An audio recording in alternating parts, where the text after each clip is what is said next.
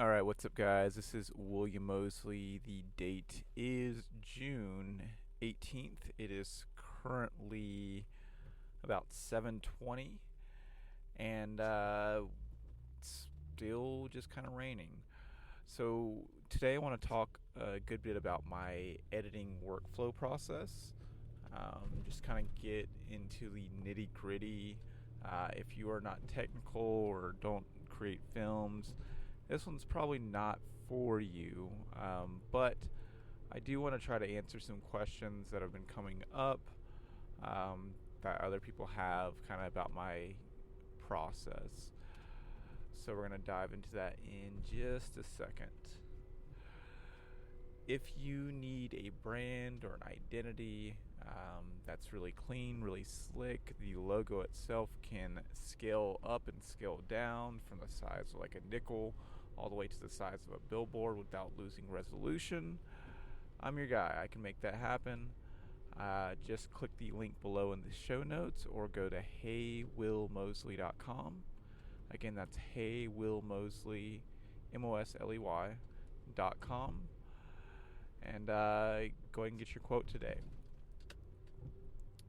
All right, if you're wondering, I know I've been switching up the audio, and this is definitely for the tech heads, the gear heads, the filmmakers, so we're going to geek out. But if you're wondering about the audio, this is the Zoom H4n Pro, but I'm doing something I've never done before. I set it down to just 10. Like, you can set it all the way up to 100. I usually have it at like 80 or 100, but I have it lower, from my mouth. So I feel like I found a sweet spot by hitting just 10 and then like keeping it about an inch from my mouth, just like you'd hold a microphone. And I'm in the car right now. There's a lot of things going on. Can you hear it? I'm going to be silent for like 5 seconds. That's a pretty good floor. So if you have one, or even a Zoom, you know what I mean, like you're trying to find that sweet spot, trying to get like rid of the noise without having to plug up microphones and things like that, I think that will do you well. Okay, so let's break this into, and this is all going to be post-production. This is going to be pre-production, or shooting to the edit. I've made a film. I've made a vlog. I've made a podcast, I'm sure, about this as well. So I'm going to stick with just the post-production today. I'm going to break it into a couple of phases. And help me remember this as I go through this film or through this podcast or whatever. Ugh. You have the import, the organization, the rough cut, or sorry, yeah, I'd call it a rough cut. Maybe, I don't know, because here's the thing. So we're going to do the import, I'm just going to call it color code, because the organization, there's so many people that tell you to organize your footage, and they tell you in just such a different, weird, wonky way. My way is so far different from what they do. I don't know if it's any better or any worse. I just think it's just works with my routine and what I do. And then there is the condensing. I'm going to call this the condenser. And then I'll call it a rough cut. After our rough cut, there is going to be several other cuts, which we'll kind of get into, where you add more to it and get, into that. And then there's titles. And then after that, there's pretty much just the final cut, getting it ready. And then after the final cut, like after that's been done and distributed, then there are the micro cuts. So hopefully I can remember all of that. This is going to be a big drop. Like maybe I should just go through each part in a different, I don't know. We'll see how long each one runs. But I want to kind of talk about all of that today. So let's talk about the import.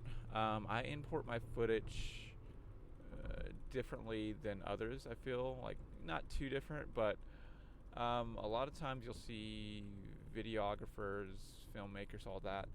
They'll copy their footage from the memory card and then, copy it to the hard drive into like some specific folder.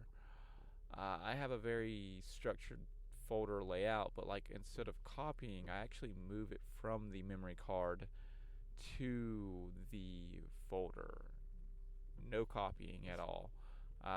It does leave that room for a marginal error where it's like 1 or 2%. But I find that over that, instead of like, if I just copy it from the memory card and copy it to the computer, then I'm wondering on the card if I already have copied that footage over at a later time when I get more footage, and it just becomes a huge mess. So I just move it, and then it's just off the card, and I know that it's definitely on the computer and not on the card, etc., etc. My folder structure. I've been playing with a couple different ones, but the one that has stayed the same for about 6 months is my media folder, where it's like it's literally, the folder is just the name of the date, but like year, month, day, and then I just put my footage in there. I used to mess around with like sorting it by camera and everything, but I only have a few cameras, and I'm not changing them like you would see like in a huge production. It's like there's 2 cameras, and one's named MVI underscore 0045, and then the other is named like C0085 whatever, right? So I can distinguish between both cameras, so it just makes it easier to just kind of pull them in chronological order.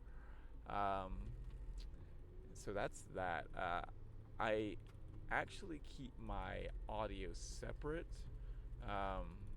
So kind of moving back up the folder structure, like if you were to open up one of my folders, the first folder would be named 00 branding assets.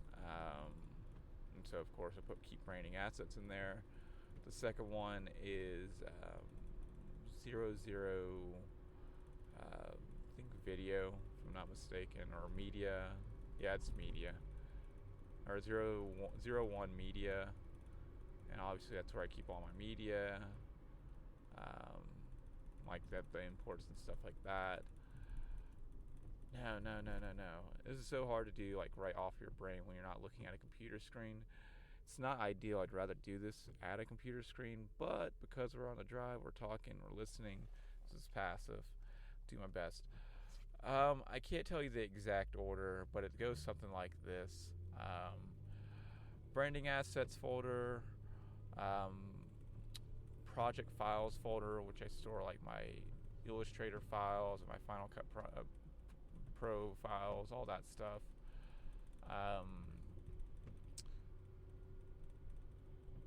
Then 2 is media. That's what it is, where I keep like, the video and the audio and stuff like that.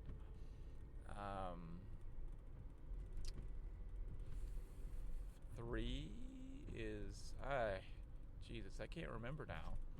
The main thing to really take away, because this is the new system I was playing around with, but the main thing to take away is that the media is just sorted by like date. Like you have a folder, whatever today's date is, that's it. I have another folder where like if I know I did like a really long cut, I'll like label it just like quick vlogs or something like that. If I know it's just like me talking to the camera and it's just one full episode of something that's just going. Yeah. All right, moving on through media.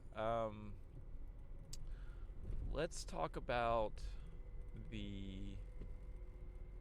and as far as backing up, I've been so horrible about backing up my footage. Like, I have a system, but it's like when I was recording absolutely everything previous, I had 2 6 terabyte hard drives, and those are just still full of that footage. And I'd rather like mitigate that footage on there down, and then put what I have from my 2 terabyte hard drives back over there, because I just don't want to get a whole nother hard drive and just kind of repeat the process. Eventually I do need to, but like I don't think I'm at that point yet. So let's talk about the import. Not the import, but like pulling it into Final Cut Pro.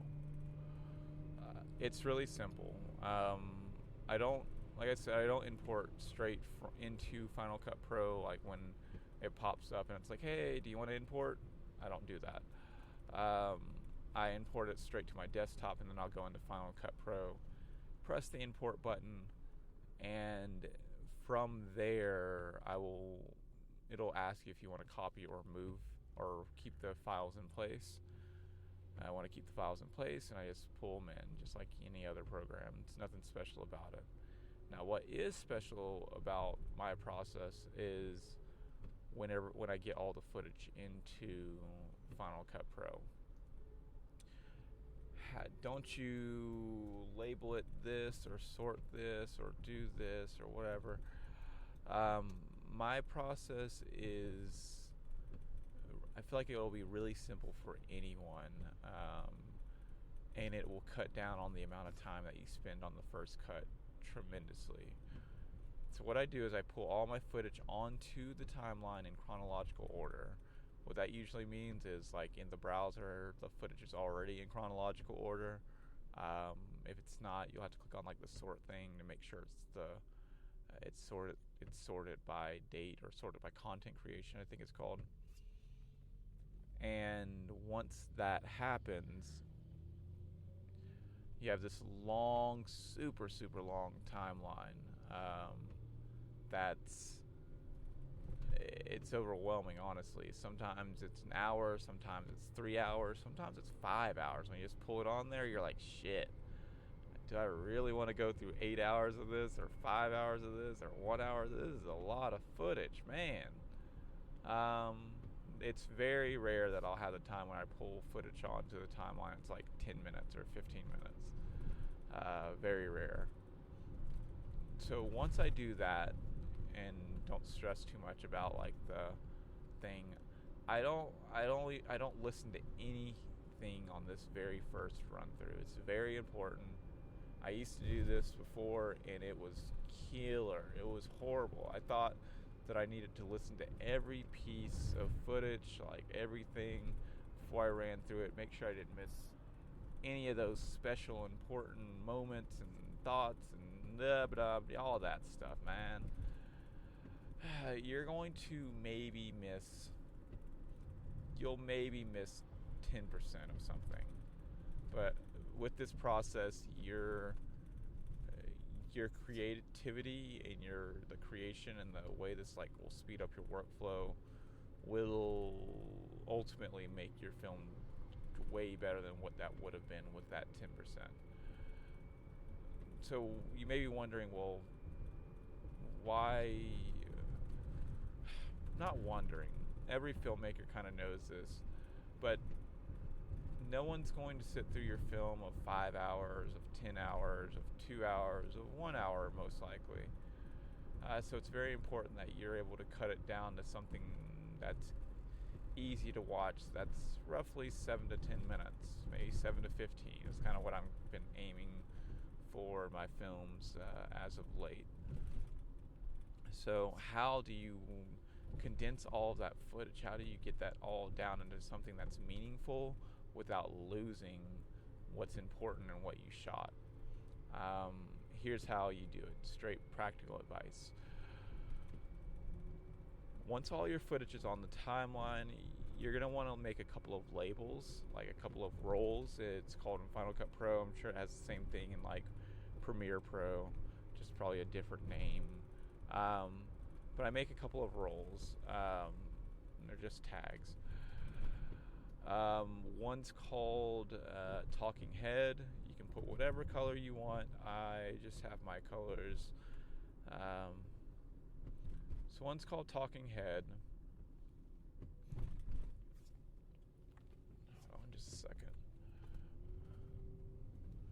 I just recently renamed Talking Head. I split those into two. I have one that's called Establishing Shot. So if it's a fixed shot and it's really just showing the landscape before the person starts talking, that's what I call an establishing shot. It's like right there. It's giving you a good idea of that location. Probably it's usually a very nice wide shot. And then I have what's called a fixed shot, or a locked off, I guess I should say. I'd say locked off for the role. So you have establishing shot, then you have locked off. Locked off is when a person is talking. It doesn't have to be just you, but like when you have a person or two or three or whatever talking, and the camera is not moving at all. It's just right there. You kind of forget about the camera. And a lot of these, like locked off, establishing, all that stuff, a lot of this I've deemed from Casey. I'm sure it's deemed for other people in filmmaking or whatever. But the establishing shot helps you really give the person a good idea of where you are. The locked off helps you kind of forget about the camera and you just kind of focus on the action, like what's going on in that frame. And then you also have what's called the role that I call vlogging, where I'm like holding the camera, we're moving around, which is actually a majority of what my shots kind of look like. And I have different colors for each of these, but those are very important. Those are the most important things that you want to hit on in your vlog. And I'll tell you, I'm just telling you the roles right now, but I'll tell you kind of how, as you're scrubbing through this timeline, where and how and all this other stuff. Now there's a couple more. There's a label that's purple that I call highlight. There's certain things that I know I've shot kind of as I'm running through this, and either something just stands out at me that I really don't want to get lost in the shortening. I'll highlight it with, I'll add the roll highlight, and usually there's, it's about maybe 5% or 10% of the film that I'll find that I'm just like kind of like highlighting that I really like. There's also time lapse, which don't have many of those. It's very rare that I have that many time lapses, usually like one or two within the film. And then there's drone shots. So how I do this specifically, because there's a lot of different hurdles that you're jumping over right now, things that have taken me years to figure out, but I'm hoping that you'll just listen to this and just get it on the first time. I start by just running through from the very beginning. You literally could be listening to another podcast. You literally could be, I don't know. You don't have to have sound on for this.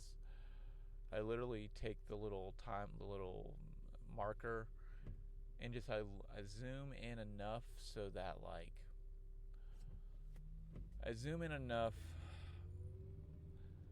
that it's not like I can see kind of what's going on. How much I'm trying to put like an inch, it's about a half inch. Like if you were to zoom in on your screen, if the clip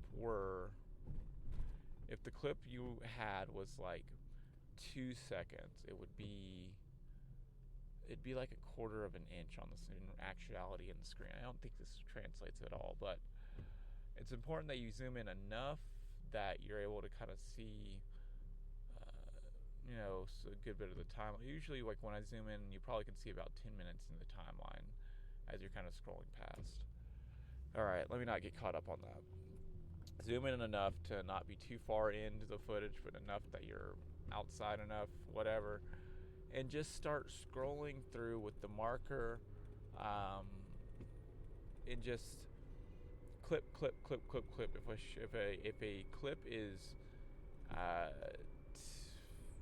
30 seconds, I'll typically clip like 4 times within that. But I'm not listening to the clip. I'm just like, it's almost like a random clip. Like I'm not looking for that exact moment like a lot of people do. They're trying to find the exact perfect, absolute best B-roll shot right there. Bam, there it is, and the rest is garbage. I literally clip everything, but when I'm saying clip, I mean like I make a cut, but the footage isn't being deleted. It just means that I'm using the blade tool to make a new clip out of that, or another clip out of that other clip. God, man, talking about this is so hard to say, like, explain. So if I had a 15-second clip, I'd blade it 4 times, and therefore I have roughly 4-second clips. I know the math isn't exact. It's like 4 point something or 3 point whatever. That's what I do with the whole thing. I don't think too far into it. I just clip.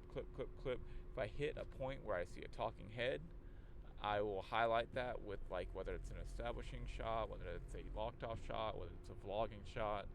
And remember, there's different colors for each of these. And I just do this the whole timeline. This typically takes, it can take anywhere from 10 to 30 minutes, just depending on how much footage there really is. But it's way easier than listening, than watching 5 hours of footage. And you'll understand probably why it's so dope by the very end of this. All of it's clipped. You've kind of color coded everything how you want it. Now what you want to do is to select all of, like, the talking, all the vlogging shots, all of these locked off shots, and you're going to change the duration on those to 15 seconds. You're thinking probably, oh man, some of these are a minute long, some of these are 2 minutes long. Doesn't matter. You're going to change them to 15 seconds. How you do that in Final Cut is, like, I think it's like Control D, which can change the duration, and then you press enter. Look it up if you need to, like, how to change duration on a clip for Final Cut Pro, and it'll come up. And then for all the highlights, I'll change it to like 2 seconds. Establishing shots, I'll change to like 5 seconds. Drone shots, I'll change to like 4 seconds each. And this is like, you're literally highlight all the colored ones, like all the colored clips, and just change the duration right then. You don't go through each one and like change it in each one. That sucks. And then the big part that really cuts the whole film down is when you change, like, you highlight the rest of them. It's usually marked as dialogue or whatever, all the clips that didn't get highlighted, and you mark it, and then you shorten it down to 20 frames. And 20 frames is roughly 4 frames less than a second. So, and that usually cuts your film. If it's like 3 hours, it usually cuts it down to like 20 minutes. If it's like an hour, cuts it down to like 8 minutes.